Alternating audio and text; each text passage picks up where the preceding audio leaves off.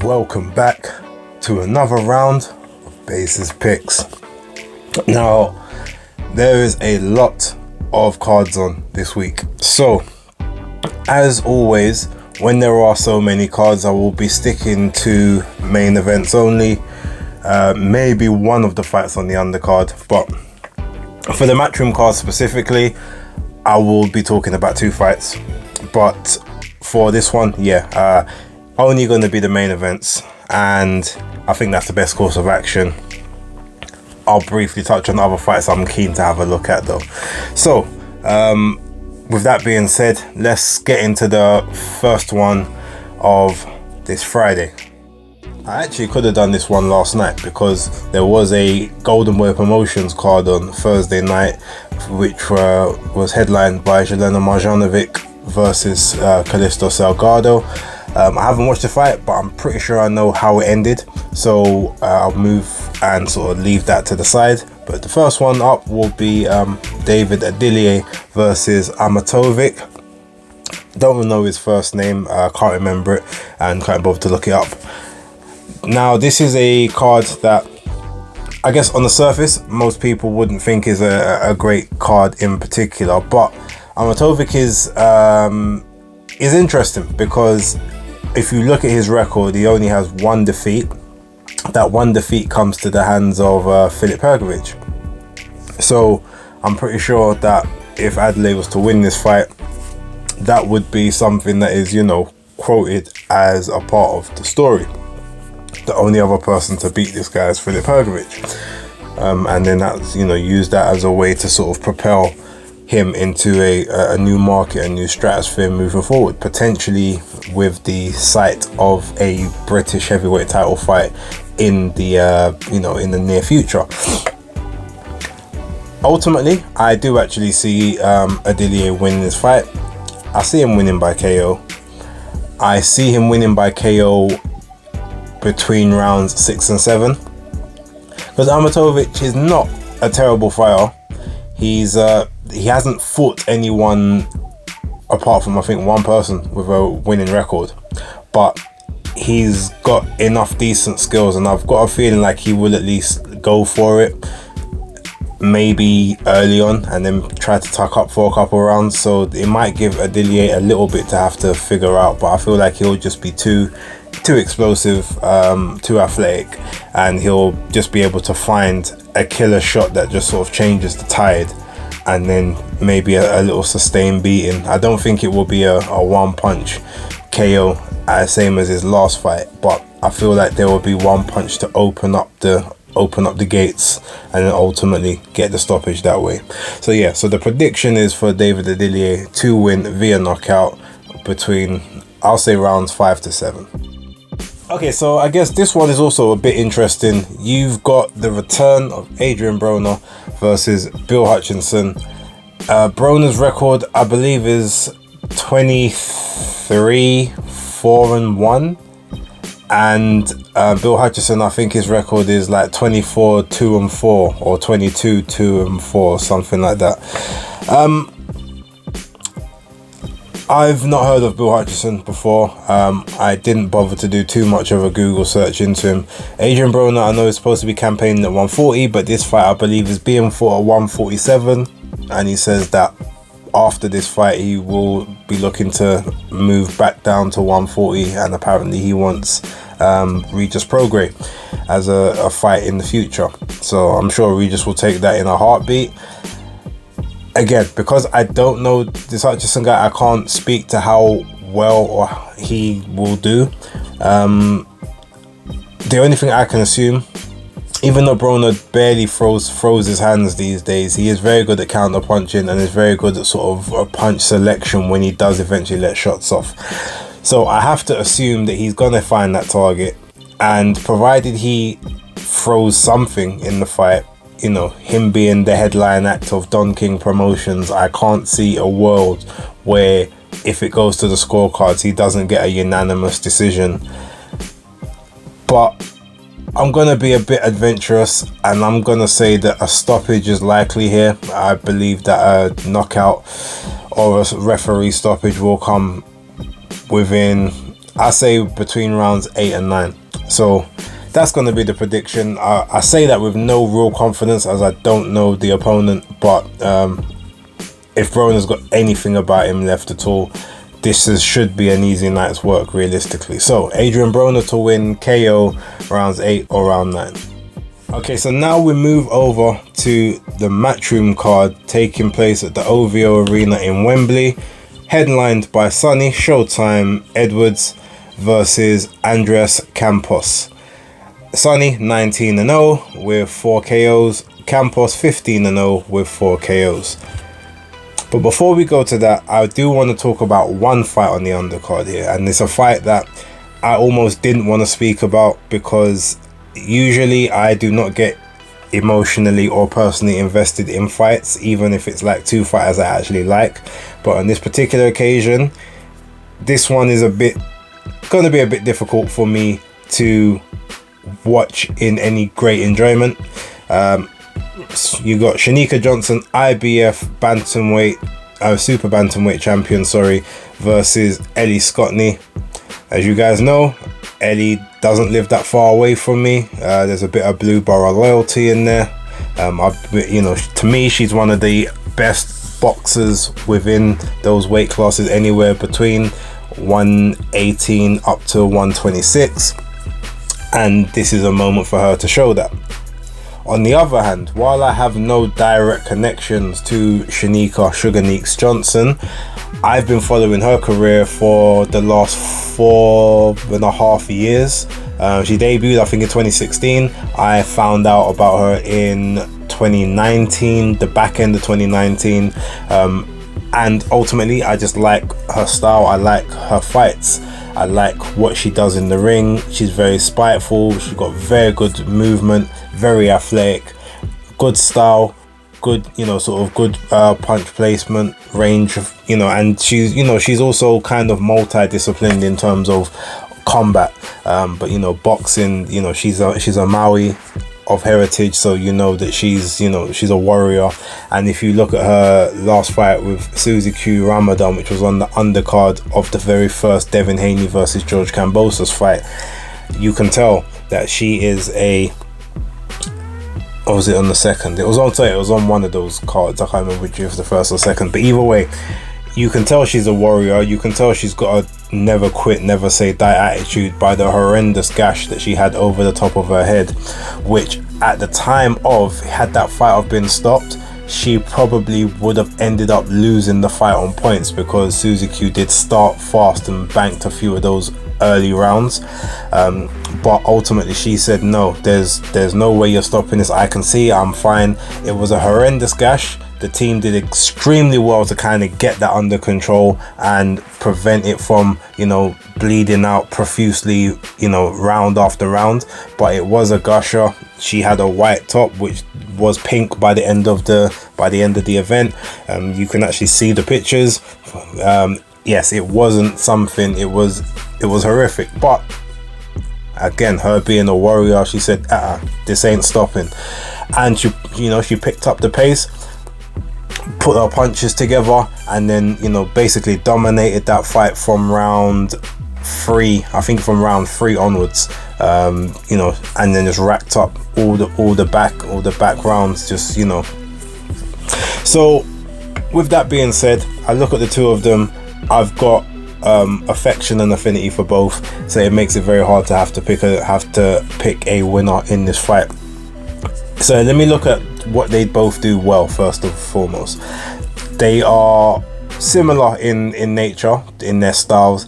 Ellie is more of a pure boxer, but she is definitely trying to transition into more of a boxer puncher. She will get on the inside. She will trade if she needs to. She's very good on the back foot, but recently she's been coming forward a lot more, trying to assert herself in fights to make them a bit more competitive, but also just to show that you're not just gonna outwork her or bully her around the ring. Like she'll fight going backwards, fight going forwards. Shanika Johnson is more of a front foot boxer puncher. She's not a pressure fighter by any stretch of the imagination, but she uses her athleticism, movement, low lead hand to sort of entice the opponent to strike at her and then counter punch. She's good at striking first, she's good at striking on the counter. As I said, very good foot movement, and if you see a lot of her training videos on Instagram and stuff like that, you'll see that she's into a lot of, like, you know, yoga, flexibility, you know, HIIT training, high intensity stuff. And so she's got a very good engine, and she definitely hits a lot harder than Ellie does. She is, I think, 15-1 at the moment, 6 KOs. Obviously Ellie is 5-0 with no KOs at the minute, but she's fought throughout her 5 fights a much higher level of opposition, as opposed to Shanika, who has had some tough fights, but, you know, her has been a lot more pedestrian from the back end of her career up till now. They're not that dissimilar in age. I think Shanika is 28 and Ellie is 25, I believe. So yeah, so Shanika's got a bit of the experience advantage, she's got the power advantage. I think Ellie's got the height advantage very slightly, but and Ellie's a naturally bigger girl, because Shanika can still make bantamweight if she really wanted to. I think Ellie could as well, but yeah. All right, let's get into this fight. So ultimately, here's how I kind of see the fight going. It's going to be a very competitive fight early on. I feel like while they're sort of playing chess with each other, I think Ellie is going to move on the back foot a bit more and make Shanika have to press the action and come forward. I feel as if Ellie is going to do well on the counters, but I think that Shanika might invest quite a bit to the body to stop Ellie from moving. And at that point, for the first couple of rounds, I see that being the mainstay of what pretty much takes place.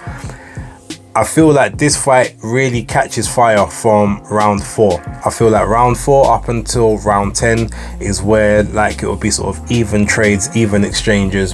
But I do believe that Ellie is the quicker of the two. In terms of punch combinations, selections, and sort of movement slipping out of the pocket. Her amateur pedigree, I think, holds her in very good stead within this one as well, because it just basically means that she's faced a much more varied range of opponents overall than I think Shanika has.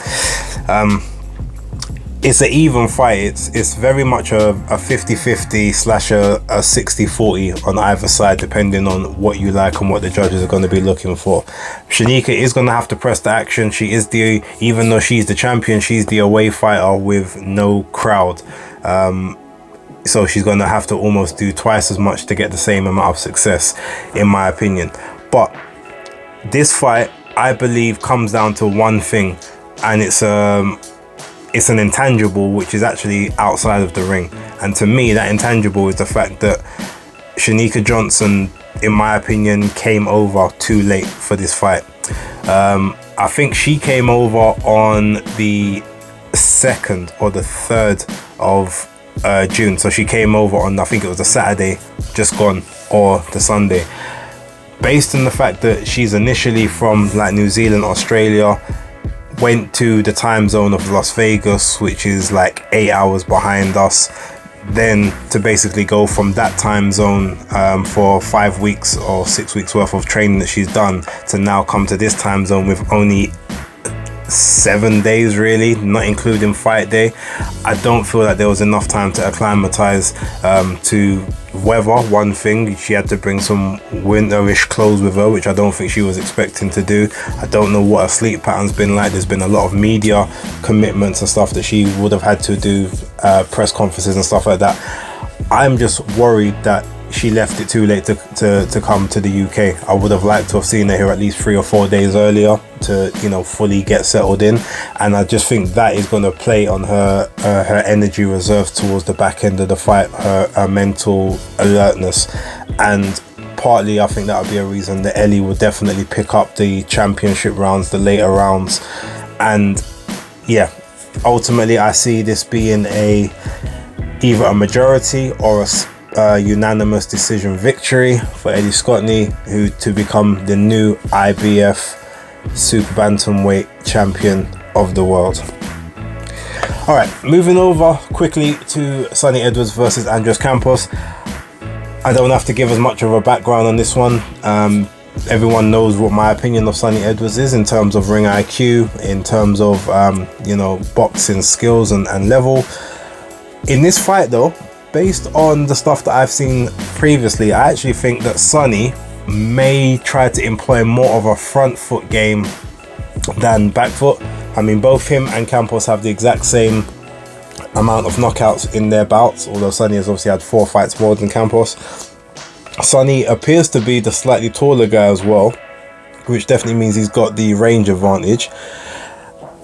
Campos isn't supposed to be known as more of a pressure fighter. I think he's supposed to be known as a bit more of a technician, a bit more of an operator, which suits Sonny down to the ground, as he can pick off and predict every movement that basically will take place. So I actually see Sonny stepping on the front foot a bit more and sitting down on his shots a little bit. Now, while I don't think that Sonny will get a knockout, I wouldn't rule it out either. I do actually think that if Campos may open up at the start, get caught with some really hard shots, and then maybe try to tuck up and just counter punch for the rest of the fight, that to me could be the natural way to go. And either way, I see a dominant Sonny Edwards performance here. Like I said, I don't know if there'll be a knockout, but I feel like it might look extremely one-sided and extremely entertaining in that one-sidedness. I think Sonny's gonna stay in the pocket and attempt to not necessarily get hit more, but look like he can get hit more, just to entice some of the other fighters to sort of, come to the dance, so to speak. So yeah, I won't really give too much more on that. It's either a dominant unanimous decision win for Sonny, or a potential late stoppage around about, say, round 10 or 11. Now we also have another Golden Boy card on this weekend. On the top of the bill, Jaime Munguia versus Sergey Derevyanchenko. But this isn't at middleweight. This fight is to be contested at super middleweight, 168 pounds. Sergey Derevyanchenko has never been a super middleweight before. This would be his first foray there. Jaime Munguia, I believe this is his 3rd fight. He's fought at that weight in and around sort of the last couple of years. Look, Sergey has always kind of been the nearly guy. Unfortunately, he's never quite made it to the top of the tree. He's a very good operator. He's never been stopped before, but he's been put on the canvas on numerous occasions. Gennady Golovkin put him on the canvas. I think Danny Jacobs also floored him previously, and I believe he was also put on the canvas by Jamal Charlo, although actually maybe Charlo didn't actually drop him. No, actually Charlo didn't drop him, but beat him quite comprehensively in their fight. So Sergey has had pretty much tough fight after tough fight after tough fight, with very few sort of rebuilding fights in there. But I think he's coming off the back of 2 victories at the moment. However, that was all at middleweight. This is super middleweight. This is Jaime Munguia, who is very much a volume puncher. While he doesn't have the greatest of skills, he does have power, he does have work rate and relentless drive. And I feel like that relentless work rate at this higher weight, at a weight that Sergey's never competed at, will show. And I am predicting a late stoppage, round 10 to 11.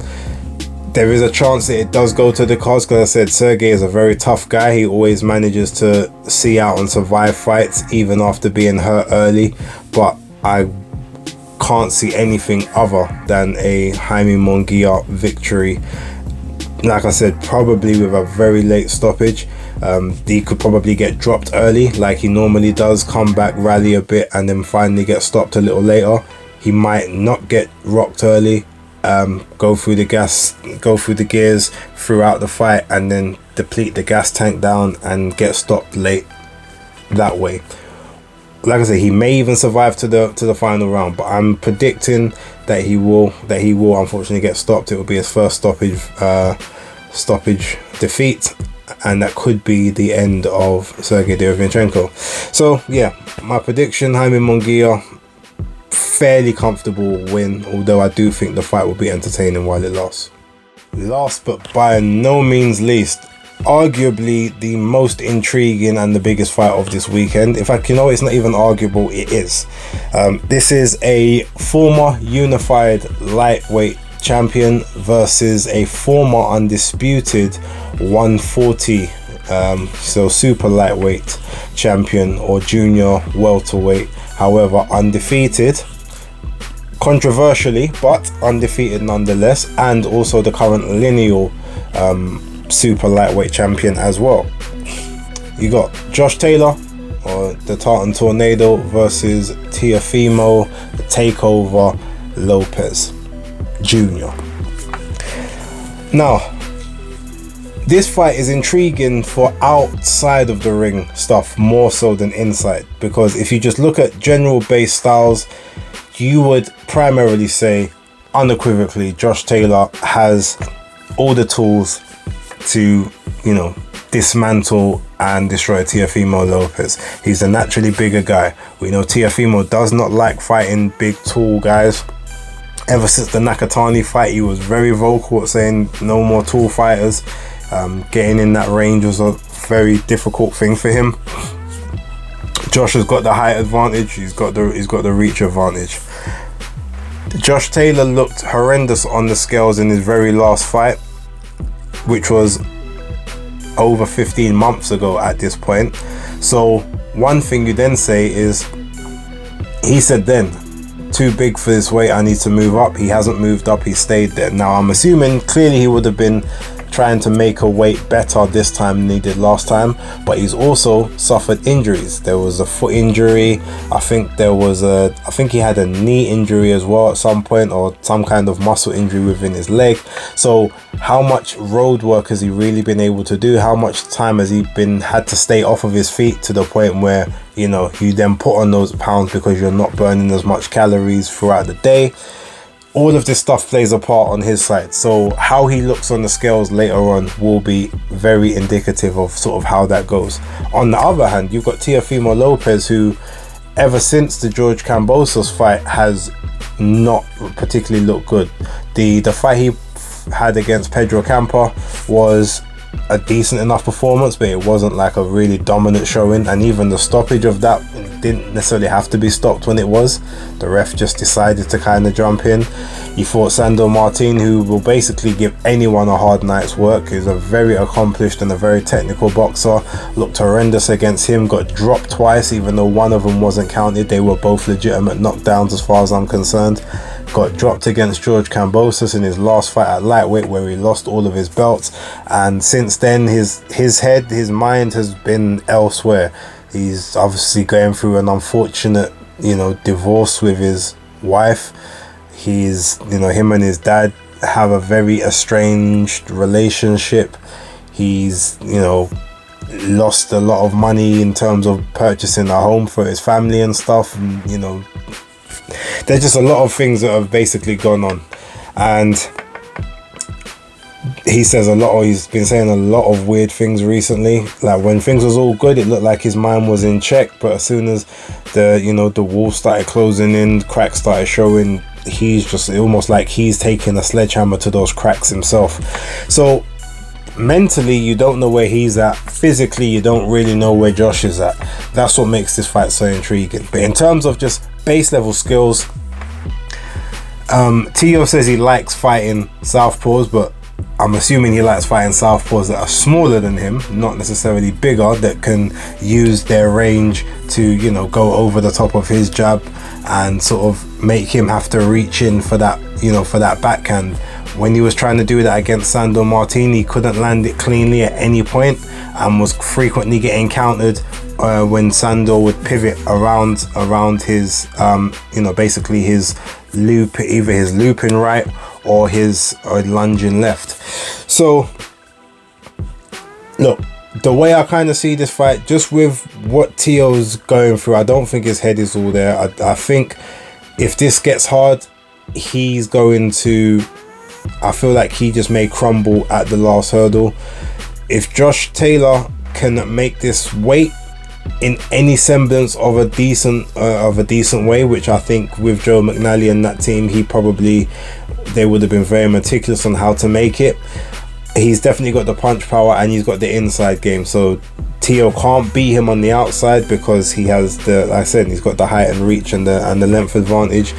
And on the inside, Josh Taylor is an animal. He's one of the better inside fighters in and around these weights in the world.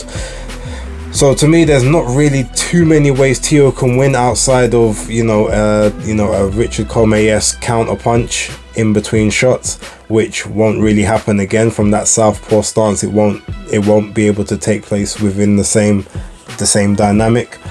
So I see this being a fairly not one-sided in terms of it, there's no competitive spots at all, but I feel as if this is just going to be a Josh Taylor beat down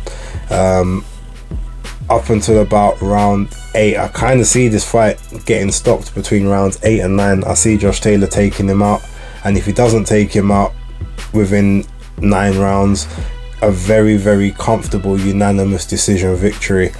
I can't see anything else other than that. But I'm going to leave it there because I may have rambled on a bit too long during the middle of the videos. So give me your predictions down below. Let me know who you think is going to win all of these fights. Let's see who's right, let's see who's wrong. If you can give your predictions on any of the other fights that are taking place, and if you want any of mine, just put it in the comments and I'll give you a brief summary of who I think is going to win those. So thank you very much for watching this one. We'll see you tomorrow to see exactly what happens, but for right now, it's Basis Picks. Locked.